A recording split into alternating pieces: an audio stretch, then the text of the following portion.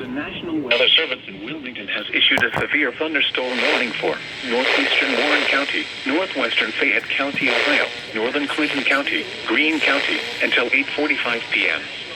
At 7:53 p.m., a severe thunderstorm was located over Xenia, moving southeast at 20 miles an hour. Hazard, golf ball size hail in 60 miles County, Ohio. Source, radar indicators. Impact, people and animals outdoors will be injured. Expect hail damage to roofs, siding, windows, and vehicles. Expect wind damage to trees and power lines. Source, radar indicated. Impact, people and animals outdoors will be injured. Expect wind damage to roofs, siding, windows, and vehicles. Expect wind damage to trees and power lines. Petersville, Melvin, Rosemore, Lumberton, and Mount Holly.